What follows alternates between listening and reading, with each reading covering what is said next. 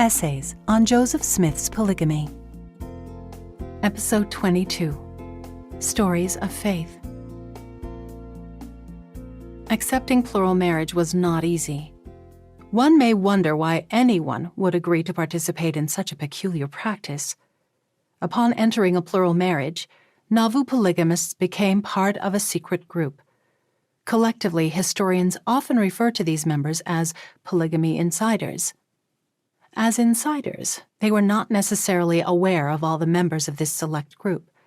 Emily Partridge noted that she was not even aware that her sister Eliza was also a plural wife of Joseph Smith for weeks after her plural marriage ceremony. Such was the absolute secrecy expected of the participants. Recollections recorded after the need for secrecy had passed give us insight into why these members agreed to participate in these plural marriages. They tell a consistent story of faith in God and a willingness to submit to what Nauvoo polygamists felt was a difficult but legitimate commandment. Brigham Young. Brigham Young related that prior to hearing Joseph Smith teach plural marriage, he had received feelings to help prepare him to accept it. "We came to Nauvoo, and the 12 went to England in 1839. While we were in England, I think, the Lord manifested to me by visions and His Spirit things that I did not then understand. I never opened my mouth to any persons concerning them until I returned to Nauvoo in 1841. Joseph had never mentioned this. There had never been a thought of it in the church that I knew anything about at that time. But I had this for myself, and I kept it to myself. And when I returned home and Joseph revealed these things to me, I then understood the reflections that were upon my mind while in England. But this was not until after I had told him what I understood.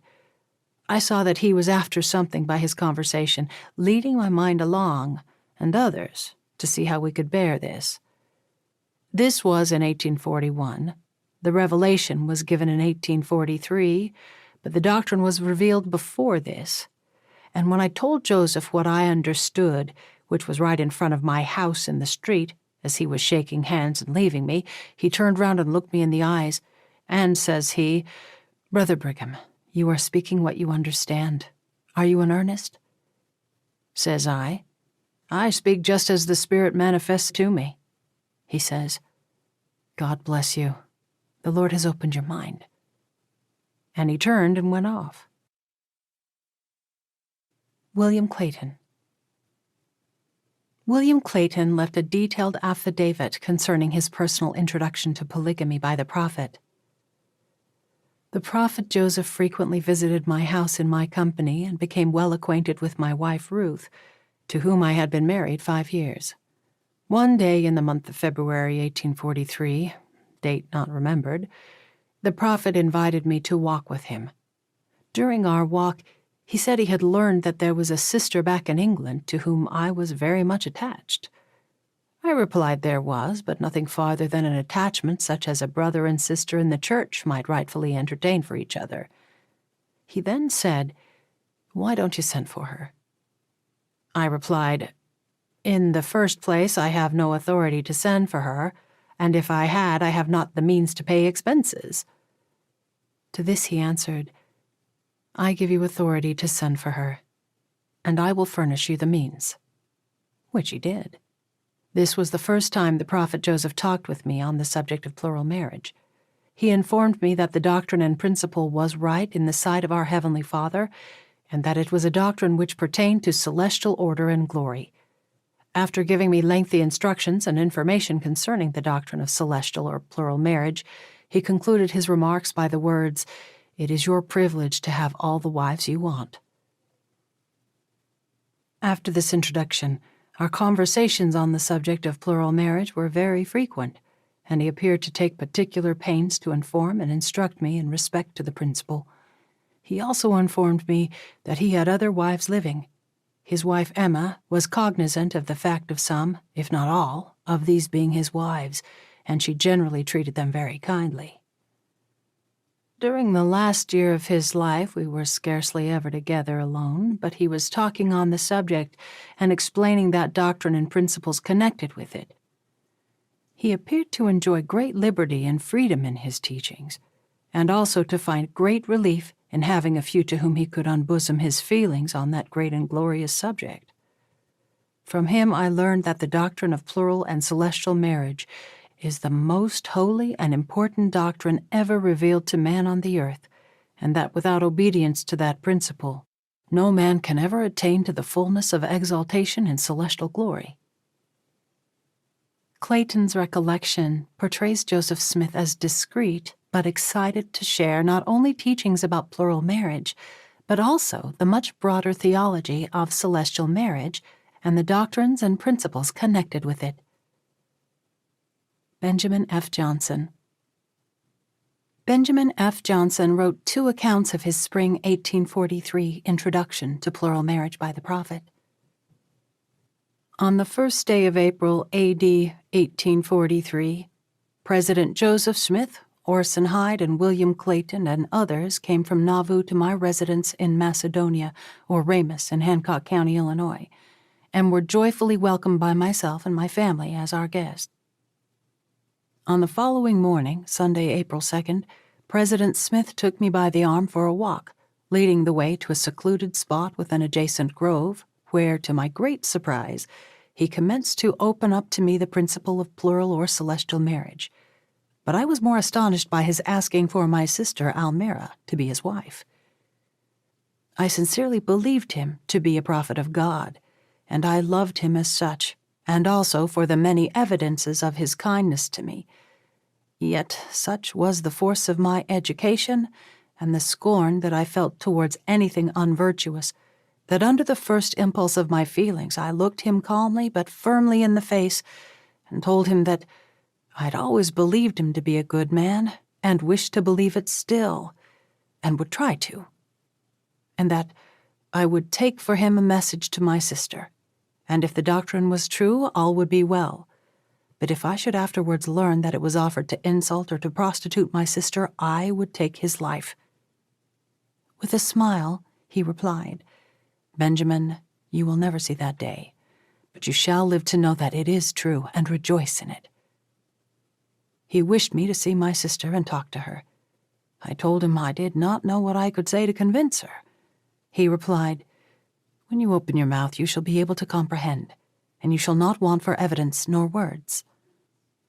I called my sister to private audience with fear and trembling, and feelings that I cannot express commenced to open the subject to her, when, just as he had promised, the light of the Lord shone upon my understanding, and my tongue was loosed, and I at least was convinced of the truth of what I was attempting to teach.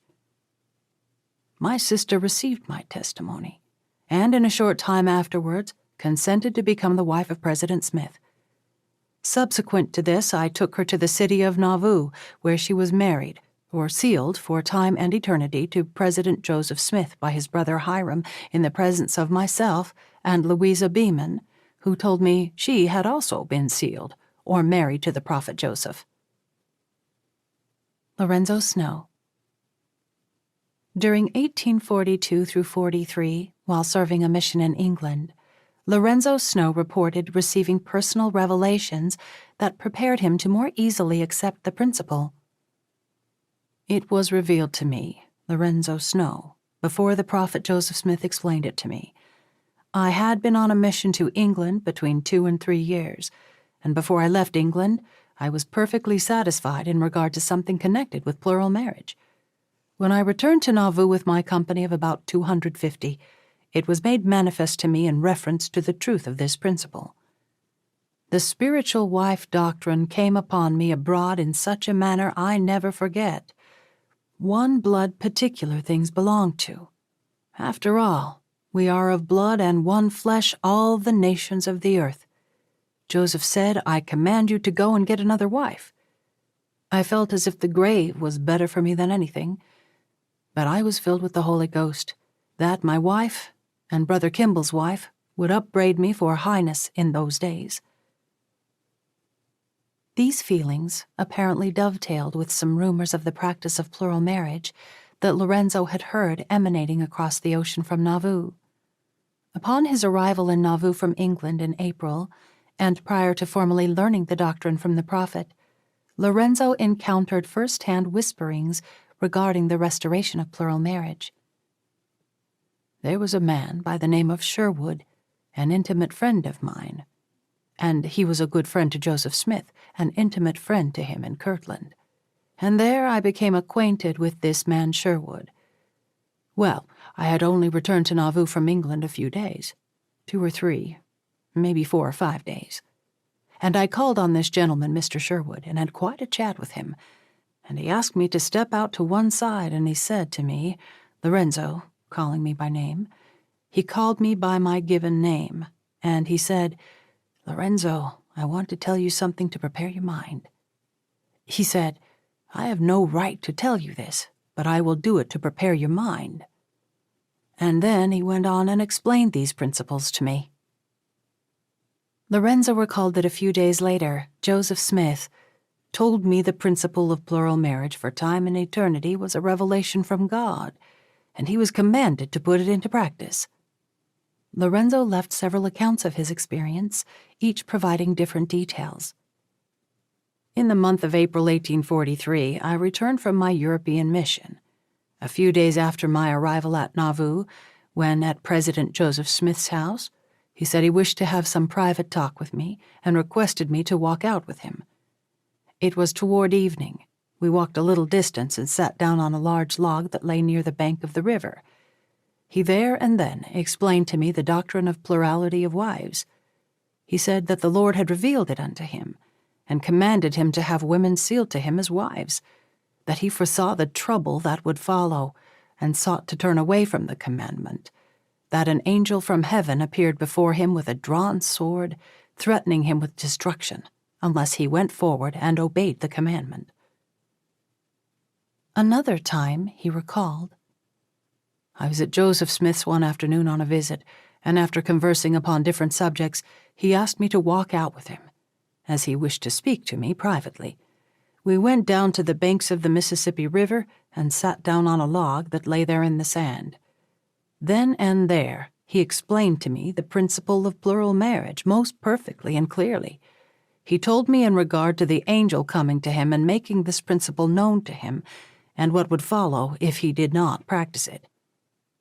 At the interview on the bank of the Mississippi in which the prophet Joseph explained the doctrine of celestial marriage, I felt very humble, and in my simplicity besought him earnestly to correct me and set me right if at any time he should see me indulging any principle or practice that might tend to lead astray into forbidden paths. To which he replied, Brother Lorenzo, the principles of honesty and integrity are founded without, and you will never be guilty of any serious error or wrong to lead you from the path of duty. The Lord will open your way to receive and obey the law of celestial marriage. His sister Eliza recorded these thoughts. There is one singular feature in it relating to plural marriage. In regard to that doctrine, allow me first to say, I have a knowledge of it as a principle revealed from God belonging to the religion we have espoused. I was personally acquainted with Joseph Smith the prophet during 12 or 14 years, by whom I was first taught this doctrine, and knew him to be a man of truth and honor. But then I am not dependent on his word for my knowledge of plural marriage. The Lord gave me a divine testimony confirming his teachings, which no man can give nor take away. Joseph also told Lorenzo that my sister Eliza R. Snow had been sealed to him as his wife for time and eternity. He told me that the Lord would open the way, and I should have women sealed to me as wives. This conversation was prolonged, I think 1 hour or more, in which he told me many important things. Eliza R. Snow was concerned how her brother would react to the teaching and her plural marriage. While my brother was absent on this, his first mission to Europe, 1841 through 1843, changes had taken place with me, one of eternal import, of which I supposed him to be entirely ignorant. The prophet Joseph had taught me the principle of plural or celestial marriage, and I was married to him for time and eternity. In consequence of the ignorance of most of the saints, as well as people of the world on the subject, It was not mentioned only privately between the few whose minds were enlightened on the subject. Not knowing how my brother would receive it, I did not feel at liberty, and did not wish to assume the responsibility of instructing him in the principle of plural marriage, and either maintained silence or, to his indirect questioning, gave evasive answers, until I was forced, by his cool and distant manner, to feel that he was growing jealous of my sisterly confidence, that I could not confide in his brotherly integrity. I could not endure this. Something must be done. I informed my husband of the situation and requested him to open the subject to my brother. A favorable opportunity soon presented, and seated together on the lone bank of the Mississippi River, they had a most interesting conversation. The prophet afterwards told me that he found that my brother's mind had been previously enlightened on the subject in question, and was ready to receive whatever the spirit of revelation from God should impart. That Comforter, which Jesus said should lead into all truth, had penetrated his understanding, and while in England, had given him an intimation of what at the time was, to many, a secret. This was the result of living near the Lord and holding communion with him. Cyrus Wheelock. Cyrus Wheelock remembered that plural marriage was taught to me by Joseph Smith, likely in late 1842. He reported that on a rainy and chilly day in a forest setting about a mile west of Montrose, Iowa, Joseph taught a small group of men regarding plural marriage. Joseph had to be on the run to keep out of the way of his enemies, and sometimes he would go out in the country to one of our neighbors, for he felt that he could trust anyone that lived in the woods or forests down the river, and we would go out in the timber and talk under the trees about principles of the church, amongst other principles that of baptism for the dead was discussed, and the building of the temple, and all those things together. It was at this time, amongst others, that he taught us the principle of plural marriage, but his teaching was not specifically directed to me, but all who were in the company. We talked about it as we might here, or any brother qualified and having authority to do so will discuss principles when he gets along with his brethren in friendly and confidential discourse. The time it was taught to me in Nauvoo, it was not supposed to be practiced as a principle. That is, publicly, like our proceedings in the temple for the dead. It was not taught or practiced openly, but it was given to me, and I understood it as a crude principle that would be fully and openly revealed to the church when the proper time came for it to be revealed. Jane Snyder. An account of Jane Snyder Richards, Mrs. Franklin D. Richards, relates her manifestation. A few months previous to her marriage, which occurred in December 1842, the idea of more than one marriage was generally spoken of, though the practice of polygamy was of later growth. It was as repugnant to her ideas of virtue, and it was not until she saw Joseph Smith in a vision, who told her in time all would be explained, that she was satisfied to abide by Mormon teachings, whatever they were. David Moore.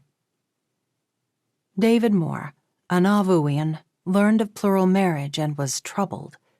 In 1842, he recorded his own experience. During this fall of 1842 and the beginning of winter, the order of celestial marriage began to be talked of as existing in the church. I must confess that my mind was somewhat troubled on the subject until I had the following dream. I dreamed that my sister Hannah was dead in the spirit, took a chair and sat down in front of my bed and said to me, "David, your mind is troubled in respect to the order of marriage, which you do not understand at the present. But where I am, we understand all about it. It's all right. And when the right time comes, I want you to remember me." Moore also related his conversation with a female church member who reluctantly married polygamously. About this time, a widow Johnson was living with Charles A. Chase. She had come with the Vermont camp. She was much troubled about the order of marriage, which was now almost the general topic. I used to take pleasure in talking to her on the subject and see her rage and scold about the system. One time I was talking to her when I asked her if she wanted me to prophesy on her head. She said she did not care whether I did or not. I then told her that 12 months would not pass over her head before she would be sealed to some man that had another wife.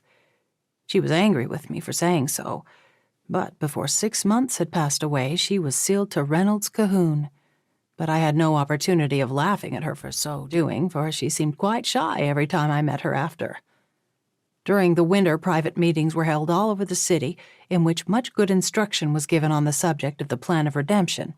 Often the sealing covenant was touched upon, but never plainly preached. Erastus Snow. Church missionary and future apostle, ordained in 1849, Erastus Snow related his experience at the same time. About April 1843, I had a very enjoyable visit for about a month with the prophet and my kindred and brethren. It was during this visit that the prophet told me what the Lord had revealed to him touching upon baptism for the dead and marriage for eternity, and requiring his chosen and proved servants to take unto themselves wives, and introduced several of those who had been sealed to himself, and others of the first elders of the church. Foremost among the former was my wife's sister Louisa, whose integrity, devotion, and purity of soul were known to all her acquaintances. On another occasion, he reflected, "In April 1843, I went to Nauvoo. I learned definitely what I had but heard rumored. At that time, the prophet Joseph personally taught me the doctrine on the banks of the Mississippi, and showed me several of those who had been sealed to him. The prophet Joseph had said to him that the law of the Lord concerning these things was exceedingly strict, and many of the elders would do things because they saw him do them, but many by this means would fall. I went to the prophet Joseph Smith, and he approved my receiving in this holy covenant my wife Minerva, my second wife who is with me here today, and that he sent his brother Hiram to perform the ceremony by which we became husband and wife." Mary Ann Price. Joseph Smith also taught Mary Ann Price at Orson Hyde's home, but she was not initially impressed. On return of Orson Hyde from his mission, December 7, 1842, to Palestine, he carried letters of introduction to me and invited me to visit his wife. I was there met by Joseph Smith, the prophet, who, after an interesting conversation, introduced the subject of plural marriage and endeavored to teach me that principle. I resisted it with every argument I could command, for, with my tradition, it was most repulsive to my feelings, and rendered me very unhappy, as I could not reconcile it with the purity of the gospel of Christ. Mr. Hyde took me home in a carriage and asked me what I thought of it, and if I would consent to enter his family.